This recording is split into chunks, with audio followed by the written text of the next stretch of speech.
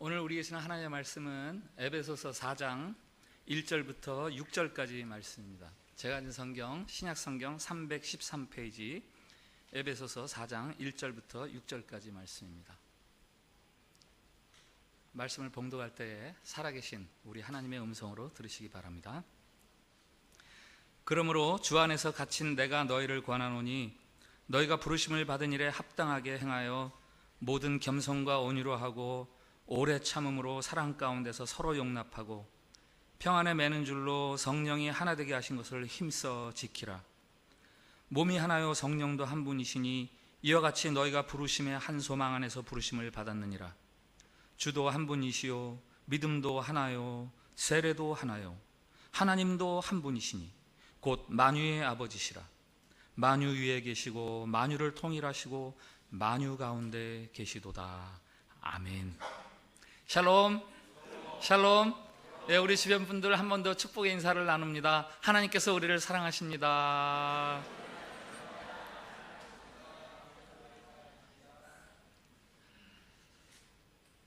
혹시 불효소송이라는 말을 들어보셨어요? 요즘 간간히 매스컴에 나오는 단어인데, 불효소송. 이게 뭐냐 하면 부모가 자기가 낳은 자식을 저거 내 자식 아니라고 선언해 주세요 하고 소송 거는 거예요. 내 몸으로 낳았는데 이건 내 자식 아니라고 좀 국가에서 인정해 주세요. 90세 된 할머니가 눈물을 글썽이면서 친구에게 말합니다. 큰아들 향해서 소송 걸 거야. 남편이 죽자 6 자녀에게 재산 다 물려주고 홀로 살아가는 할머니예요. 큰아들에게 제일 많이 주었습니다. 그런데 유독 그 큰아들이 어머니를 돌보지 않습니다. 재산을 지가 제일 많이 물려받고도 나를 돌보지 않아. 집도 하나 없이 사는 막내가 나를 촌에서 울산까지 와서 병원을 데리고 다녀. 큰 놈은 집이 5채인데 나에게 돈 한 푼도 주지 않아. 이럴 줄 알았으면 재산을 물려주지 않는 건데. 하소연을 들은 친구가 달래듯이 말합니다. 살면 얼마나 살 거라고 아들 향해서 소송을 걸려 그래. 돈은 뭐 그래 필요해. 와, 내가 돈이 와 필요 없겠노. 먹어야지. 전화비, 전기세, 병원비 하며 돈 들어갈 때가 천지다. 국가에서 주는 20만 원 가지고는 택도 없이 모자란다. 다시 큰아들을 향해 말합니다. 지가 돈이 없으면 모르겠다. 집이 5채나 되는데 지 엄마를 이렇게 내몰라라 하니 돈도 돈이지만 하는 꼬라지가 너무 괘씸하다. 평생 길러주고 재산까지 넘겨준 자식을 향해서 소송 걸 거야, 재판 걸 거야 라고 말하는 90된 할머니의 그 마음이 혹시 이해가 되십니까?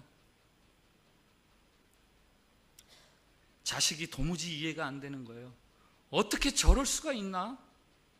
어떻게 내 마음을 저렇게 몰라주나?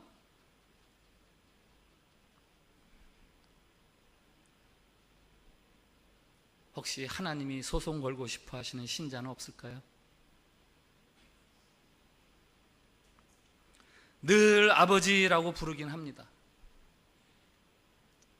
필요할 때는 쫓아와서 눈물 흘리면서 찾기도 하고 다급할 때는 주야 하면서 목이 쉬도록 부르짖기도 합니다. 그러면서도 그 하나님 아버지가 바라시는 바에는 조금도 관심을 두지 않고 살아가는 신자들. 하나님도 어쩌면 그런 신자들을 두고 소송 중에 계실지 모르겠어요.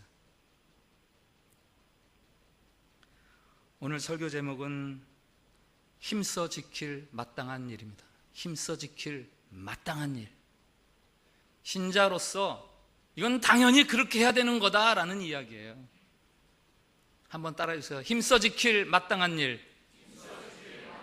한 번 더. 힘써 지킬 마땅한 일. 에베소서는 크게 둘로 나눈다 그랬죠. 1장부터 3장까지는 하나님의 구속의 경륜을 따라서 우리를 은혜 가운데에서 자녀로 불러주신 하나님의 은혜, 그것에 대해서 이야기합니다. 그리고 4장부터 6장까지는 그렇게 부름받은, 구원받은 그리스도인에게 어울리는 삶이 무엇인가? 구체적으로 우리가 어떻게 살아야 하는가 하는 이야기를 4장부터 6장까지 쭉 해주는 거죠. 오늘 읽은 본문 4장 1절, 신자가 어떻게 살아야 하는가에 대한 첫 번째 구절이에요. 그러므로 주 안에서 갇힌 내가 권하노니. 이 우리말 성경하고 어순이 다르게 헬라어 성경에는 제일 먼저 권하노라, 이게 제일 먼저 나와요. 권하노라.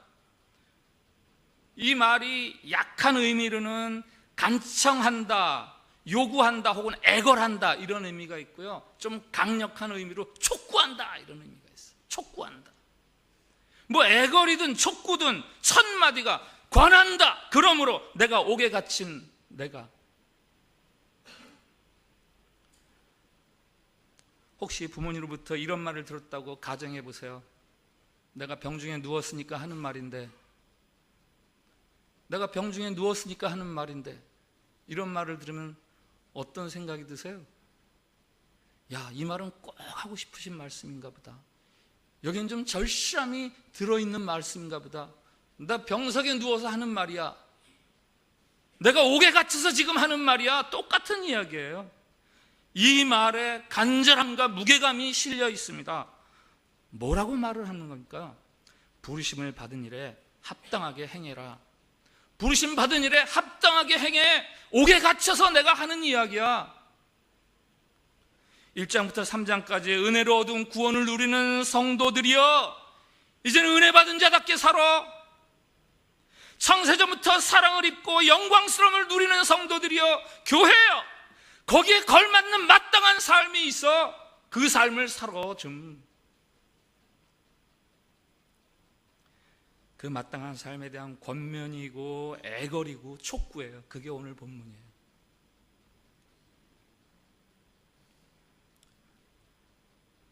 내용이 뭐죠? 내용 오늘 3절에 하나 되게 하신 것을 힘써 지키라. 하나 되게 하신 것을 힘써 지키라. 오늘 본문 속에 하나, 한 이런 단어가 8번이나 반복돼요. 에베소 교회는 이방인들과 유대인들이 함께 어우러져서 이룬 교회입니다. 물과 기름이 섞여 있는 교회예요. 그러니까 하나 될 필요성이 절실한 교회죠.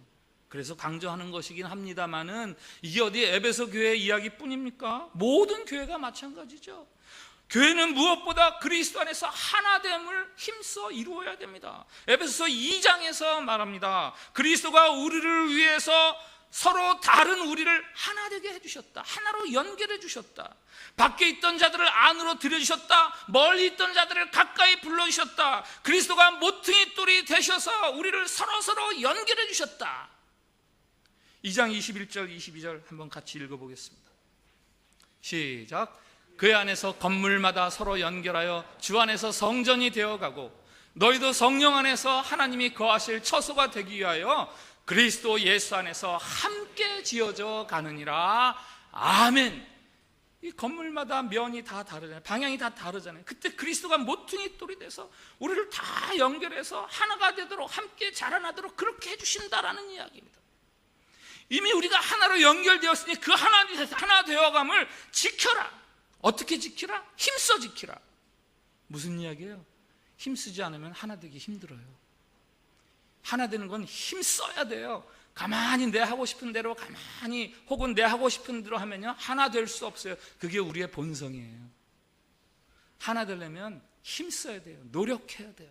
그래서 힘써 지키라라고 하는 거죠. 2절에는 어떻게 하나를 이룰 수 있는가 하는 그 하나됨의 도구들이 나옵니다.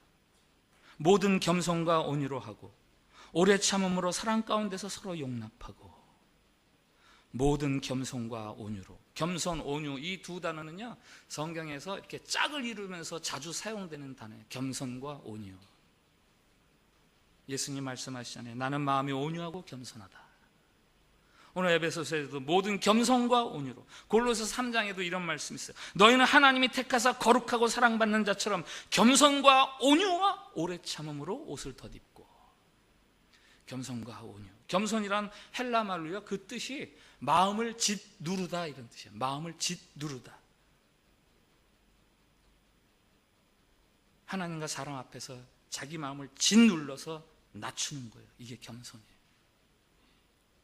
온유, 뭐 우리말로는 부드럽고 따뜻함이지만 이게 뭐 힘이 없어서 그저 그렇지 뭐 하고 그런 나약함이나 무기력과는 관계가 먼 단어예요. 온유, 이 말에는요 강력한 힘이 있는데 그게 잘 통제되고 있다, 이런 뜻이에요. 불이 활활, 불길이 활활 타고 오는데 그게 잘 통제된 용기 안에서 불이 활활 타. 이게 온유예요. 야생마 아세요? 야생마가 힘이 얼마나 넘치니까 야생마가 뒷발질하면 사자 턱이 나간대요. 근데 그 야생마가 잘 훈련되고 길들여져 가지고 이제 출발선이 딱 나면 막 정해진 곳을 달려가는 거예요. 이게 온유예요, 온유.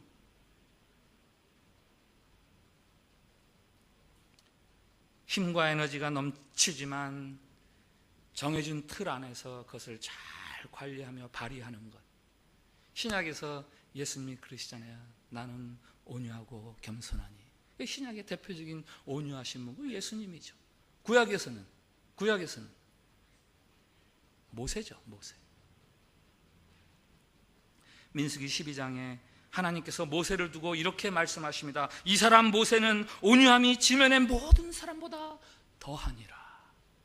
이 사람 모세는 그 온유함이 지면의 그 누구보다도 더한 사람이다. 하나님이 직접 그렇게 이야기하세요. 요즘 우리 교회 성경 통독 스케줄이 민수기입니다. 민수기 읽어보세요. 출애굽기, 민수기. 거기에 모세가 어떻게 나타납니까? 저는 목회자다 보니까 성경을 읽으면 모세의 입장에서 자꾸 읽게 돼요. 불평하고 원망하고 대들고 공동체 안에서 부정적인 바람을 막 일으키고, 그런 사람들을 향해서 모세가 어떻게 하느냐? 하나님, 저 사람들 멸하지 마세요. 저들을 멸하려거든 차라리 제 생명책을, 제 이름을 생명책에서 지워주세요. 이게 모세의 온유함이에요. 이게 온유함이에요. 그 예수님이 온유함은 뭐예요? 저 사람들 죽지 않게 해주세요. 대신 제가 죽을게요. 그러면서 십자가에 달리시는 거잖아요. 열정이 있는 거예요. 그러나 잘 발휘하는 거죠.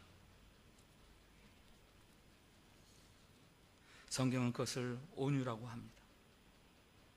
하나됨을 위해서 권하는 그 다음 단어는 오래 참음. 오래 참음. 이게 헬라어로 보니까 마크로디미아 이렇게 되어 있는데요, 두 단어가 합쳐져서 이룬 단어예요. 마크로스, 디모스. 마크로스는 멀리 떨어진, 디모스는 분노, 경노, 이런 거예요. 그러니까 오래 참음, 이거 합성어예요. 우리말도 오래 참음 이렇게 되어 있죠. 화 팍 내는 거하고 멀리 떨어진 이런 뜻이에요. 홧김에 불 확 질러버리는 거, 그런 거하고 상관없는, 홧김에 아무 말이나 막 하는 거, 그런 거하고는 상관없는, 이 오래 참음은 우리를 구원하신 하나님의 성품과 관련이 있어요. 로마서 2장 4절, 그의 인자하심과 용납하심과 길이 참으심이, 하나님이 우리를 향해서 길이 참으셨다.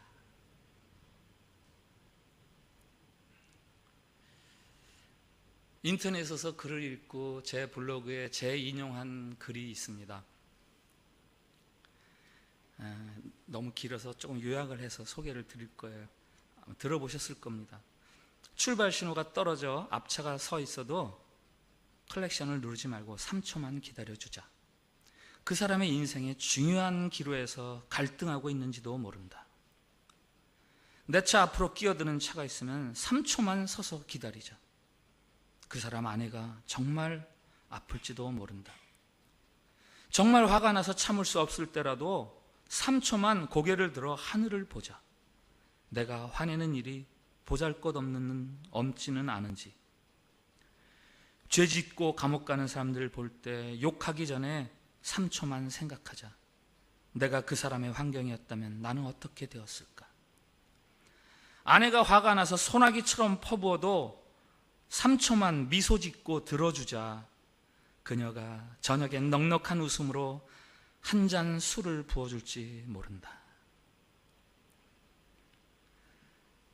이 글을 재인용해 올리면서 제가 이렇게 댓글을 달아뒀어요. 좋아하는 블로그에서 읽은 글이다. 언젠가도 읽었던 기억이 있는 글이기도 하다.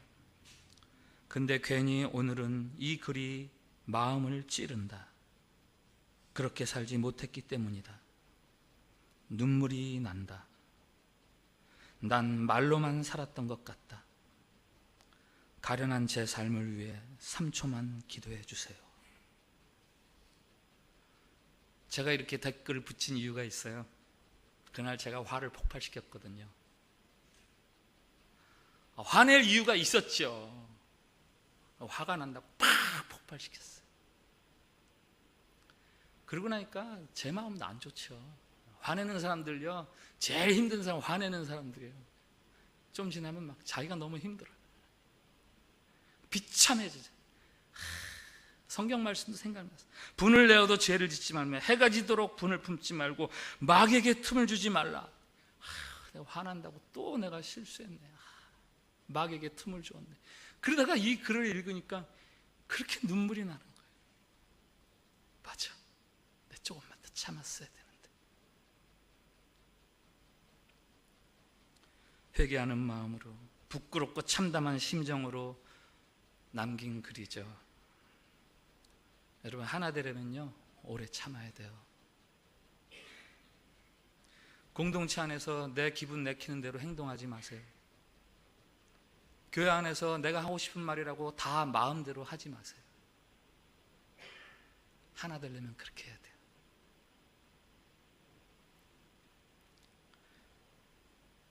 오래 참음으로 사랑 가운데서 용납한다. 이 오래 참음과 비슷한 말이죠. 사랑 가운데서의 용납.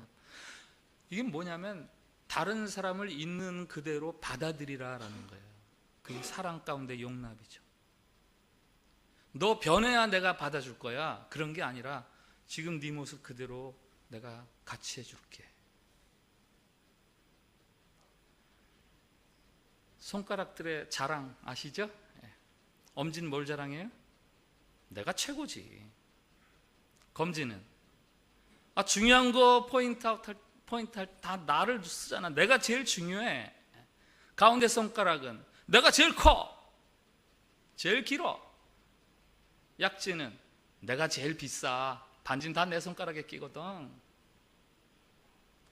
새끼손가락 자랑할 만한 게 별로 없어요. 속어를 쓰겠습니다. 죄송합니다. 이렇게 자랑해요. 니네들 나 없으면 다 병신소리 들어. 나 때문에 니네 병신소리 안 듣는다 이 말이죠. 여러분의 손을 한번 보세요. 제가 이 설교 준비하면서 손 한번 보고요, 이 손 안에 기가 막힌 메시지가 담겨 있어요. 창조주 하나님이 기가 막힌 메시지를 우리의 손을 통해서 들려주고 계시다고요. 5손가락 어느 하나 똑같은 게 없어요. 그 중에서는 정말 쓸모없어 보이는 것도 없지 않습니다. 그러나 다 모여서 우리는 한 손이야. 우리는 한 손이야.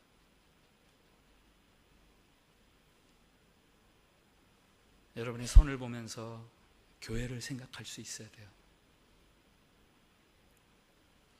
교회가 그래야 된다는 겁니다. 자기 잘난 것만 생각하면 결코 하나 될 수 없습니다. 저 사람 못난 것만 생각하면 결코 하나 될 수 없습니다. 우리는 다 다른 모습, 다른 기질, 심지어는 수준도 다 달라요. 수준 높은 사람이 있어요. 수준 낮은 사람이 있어요. 그래도 다 그 상태로 부름받았어요. 인정해 줘야 돼요. 4절부터 6절은 우리가 왜 하나가 되어야 하는지 그 이유를 말해줘요. 우리가 왜 하나가 되어야 되죠? 들어보실래요? 몸이 하나요, 성령도 한 분이시니 이와 같이 너희가 부르심에 한 소망 안에서 부르심을 받았느니라. 주도 한 분이시요 믿음도 하나요 세례도 하나요 하나님도 한 분이시니 곧 만유의 아버지시라. 만유에 계시고 만유를 통일하시고 만유 가운데 계시도다. 우리가 하나 되어야 되는 이유 이야기하죠. 하나요, 하나요, 하나요, 하나요. 이것도 하나요, 저것도 하나요. 다 하나야. 그러니 하나 돼 라고 말씀하시는 거예요. 우리는 그렇게 말합니다. 저 사람 내가 가까이 하지 못할 이유가 있어요. 저 사람 내가 회피할 이유가 있어요, 여기. 그러나 성경은 그렇게 얘기하지 않아요. 성경은 하나 되어야 되는 이유 여기 있어, 하나 되어야 되는 이유 여기 있어, 하나 되어야 되는 이유 여기 있어. 하나 돼. 힘써 하나 돼.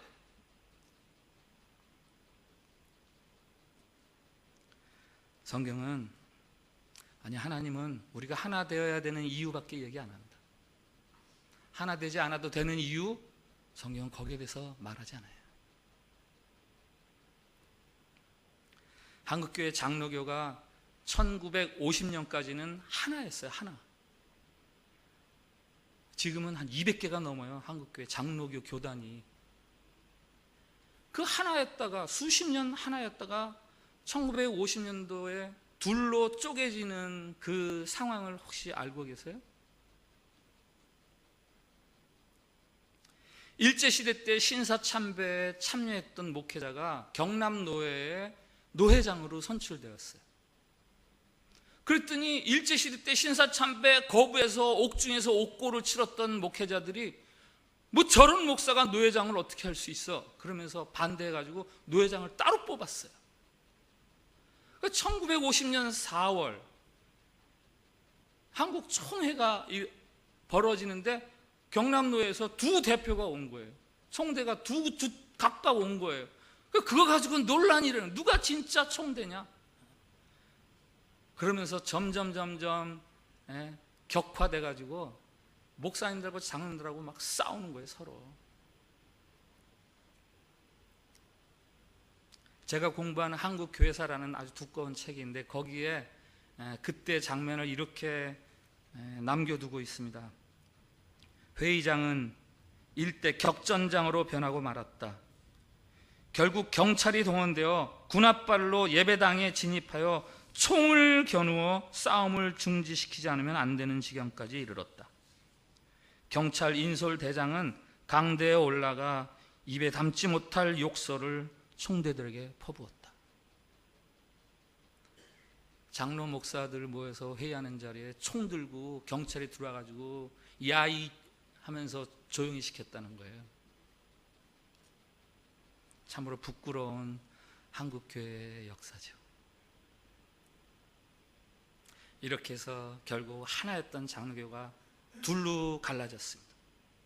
한번 갈라지고 나니까 그 다음 갈라지는 건 쉬워요.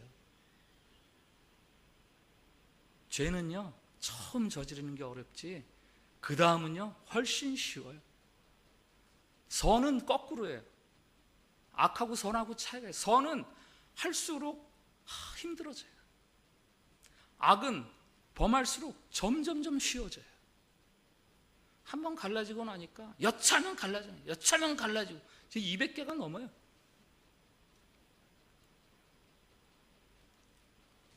하나님이 우리를 부르신 것을 양자로 입양했다 이렇게 이야기하잖아요. 양자로 입양했다. 성경이 그렇게 비유하잖아요. 이를테면 큰 재산을 가진 귀족이나 왕이 양자를 드린 거예요. 왜? 이것을 그의 것으로 삼게 하려고. 그런데 한 명을 양자로 드리더니 다른 사람을 또 양자로 드렸어요. 또 몇 명 더 드렸어요. 그랬더니 그 다음에 무슨 일이 벌어지냐? 양자끼리 서로 싸워요. 쟤 못났어요. 저보다 내가 잘나요. 날 주셔야 돼요. 양자끼리 서로 싸워요. 그때 그 입양한 그 귀족은 어떻게 되겠습니까? 아, 골치 아프다, 골치 아파.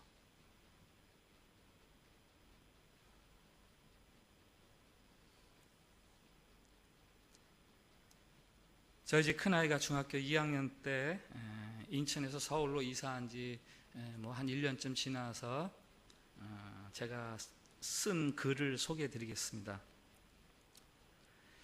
중학교 2학년 아들 녀석이 다니던 학원을 얼마 전에 그만두었다. 그런데 이상한 것이 있다. 다니던 학원에 대한 미련을 전혀 보이지 않는다. 같이 공부하던 친구들을 더 이상 못 보는 것에 대해 아쉬워하지를 않는다. 아, 이것이 학원과 학교의 다른 점이구나. 학교는 아이에게 생활의 장인 반면에 학원은 그저 일시적인 필요를 채우기 위해 다니는 곳이었기 때문이다. 녀석은 지금도 방학이면 인천에서 사귀던 친구들을 보고 싶어서 서로 몇 번씩 오고 가곤 한다.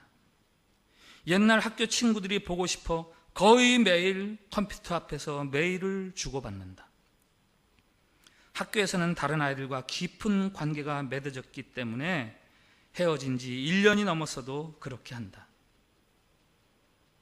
학원에서는 그런 만남이 없었는가 보다.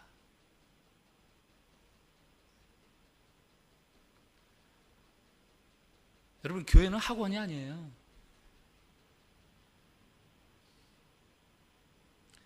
교회를 학원처럼 다니는 신자들이 있어요. 내가 필요한 것 얻고 수강료 적절히 내고. 여러분, 교회는 극장이 아닙니다. 극장 아시죠? 가보셨죠? 같은 공간에 같은 시간대에 2시간 이상 같이 있어요. 여러 사람이. 서로 관심을 둡니까? 관심 안 둬요. 뭐 저 사람이 돈 내고 들어와서 잠을 자도 가서 야, 돈 아깝지 않아? 봐. 이러는 사람 하나도 없어요. 그럼 뺨 맞죠. 껌을 씻건 말건 그냥 나 혼자 보면 되는 거예요. 끝나고 나오면서 이 영화 어떻게 보셨어요? 묻는 사람이 있습니까? 뭐 기자 말고는 없어요. 왜? 다 뭐 같은 시간 같은 공간이 문제가 아니에요. 그냥 나 혼자 있는 건데 뭐. 그게 극장이에요. 교회는 극장 아니에요. 여기서 담임 목사가 원맨쇼하고 여러분들이 구경하는 그거 교회 아니에요. 교회는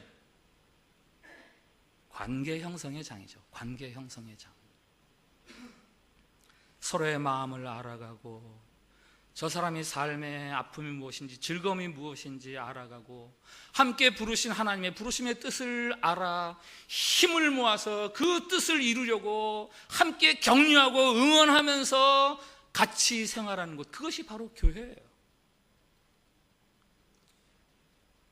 소그룹이 그래서 중요합니다. 소그룹이 그래서 중요합니다. 이 대예배를 통해서는 도무지 이룰 수 없는 신자됨이 있어요. 소그룹, 작은 모임을 통해서만 이룰 수 있는 신자됨이 있다고요. 그건 다른 사람과 하나됨이죠. 성도의 하나됨을 위해서 에베소서 4장은 옥에 갇힌 내가 촉구한다 이렇게 이야기하죠. 성도의 하나됨을 위해서 죽음 앞에서 너희들 하나 돼야 돼 라고 말씀하시는 분이 계세요. 바로 우리 예수님. 요한복음 17장은 예수님이 죽음을 앞에 두고 제자들과 교회를 위해서 기도드리는 대제사장적 기도입니다. 뭐라고 기도하는지 아세요? 저들로 하나를 이루게 하옵소서, 이렇게 기도해요. 세족식은 어때요? 마지막 날 저녁 세족식, 예수님이 옷을 벗으시고 수건을 두르시고 제자들의 발을 씻어주시죠. 왜 그런 줄 아세요? 왜 서로들 이렇게 높아지려고 다투느냐? 자기를 낮춰서 다른 사람을 섬기는 하나 이룰 수 없어? 해서 그렇게 하시는 거예요.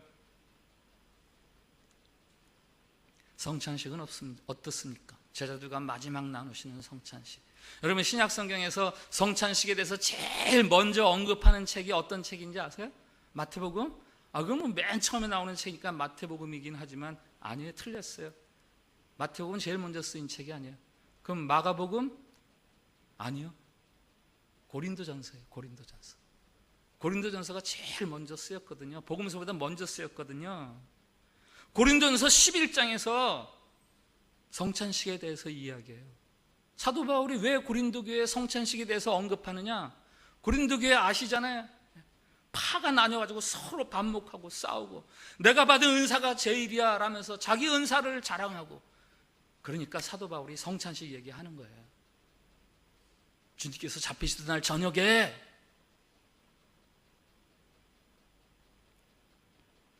예수님께서 성찬식을 베풀어 주셨어. 서로 나뉘고 자랑하고 싸우고 그 짓들 좀 하지 마. 여러분, 성찬식 혼자 하는 거 한번 상상해 보셨어요? 혼자서 이것은 주님이 나를 위해 주신 몸입니다. 이것은 주께서 나를 위해 흘리신 피입니다. 그러면서 혼자 성찬식 하는 거 본 적이 있으십니까? 아니요. 성찬식은 같이 해야 되는 거예요. 왜? 성찬식은 하나 되라고 하는 거니까. 혼자 성찬식 하면요, 그 이단이에요, 이단. 그 기독교 아니에요.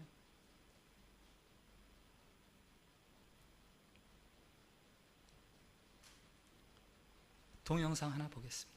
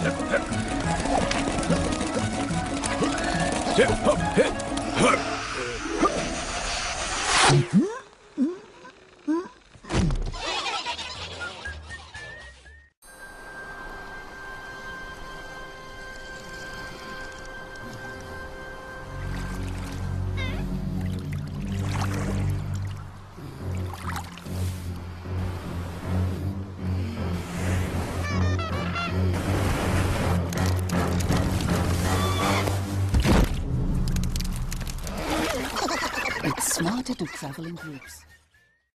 저 영상 제목이요, Union is Strength. 노동조합에서 만든 거 아니에요. 여행사에서 만든 거예요. 여행사에서 그룹으로 여행하는 게 더 지혜로운 겁니다. The Union is Strength 뒤에 자막, 원래 자막이 나와요. 그룹으로 여행하는 게 더 스마트합니다. 이렇게. 혼자 여행하는 것도 뭐 재미는 있을 수 있어요. 그러나 혼자 하는 것보다 여러 사람 같이 하면서 야 멋있다 멋있다, 야 저거 좀 봐 하면서 하면은 막 기분이 업되고.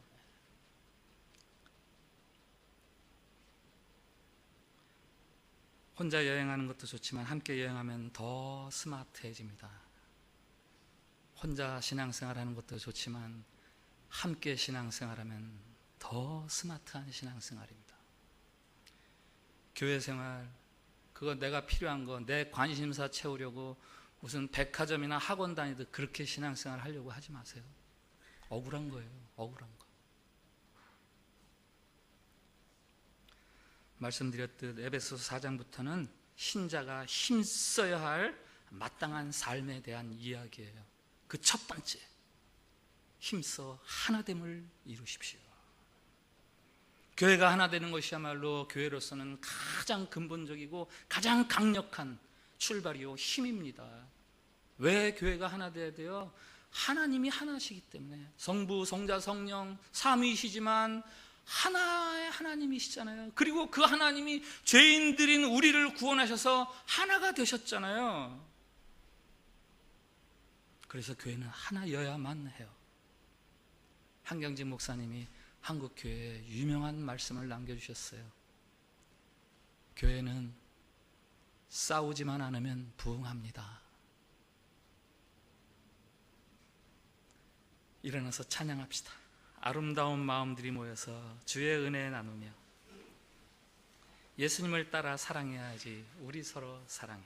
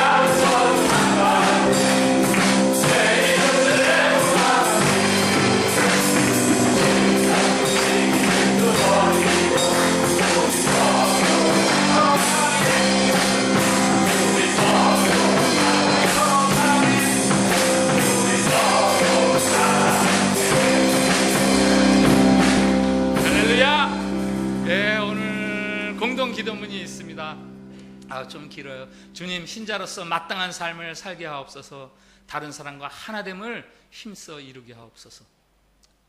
주님, 혼자만의 신앙생활을 장려하는 세상의 흐름을 믿음으로 극복하게 하옵소서. 이 세상은 혼자 하는 게 편하다고 자꾸 장려하잖아요. 혼자가 좋은 거야. 다른 사람은 짐이야. 무슨 힘이야, 짐이지. 그러나 믿음으로 그 극복해야죠. 마지막, 주님, 셀 활동을 통해 겸손과 온유, 오래 참음과 용납함을 훈련하여 성숙함을 이루게 하옵소서. 저 기도를 우리 같이 드립시다. 시작. 주님, 신자로서 마땅한 삶을 살게 하옵소서. 다른 사람과 하나됨을 힘써 이루게 하옵소서. 주님, 혼자만의 신앙생활을 장려하는 세상의 흐름을 믿음으로 극복하게 하옵소서. 주님, 셀 활동을 통해 겸손과 온유, 오래 참음과 용납함을 훈련하여 성숙함을 이루게 하옵소서. 아멘. 우리 각자의 기도를 자유롭게 드립시다. 기도하겠습니다. 하나님, 감사합니다. 죄인된 우리를 하나님과 화목하게 하시어 하나 되게 하신 그 거룩하신 부르심을 받들어서 우리도 하나 되게 해 주시옵소서. 겸손과 온유와 오래 참음과 서로의 용납함으로 교회의 하나됨을 이루게 해 주시어 교회의 능력, 교회의 영광스러움을 이 시대 앞에 나타나게 해 주시옵소서. 믿음 생활의 구원의 즐거움을 점점 더 깊이 알아가게 해 주시옵소서. 예수님 이름으로 기도합니다.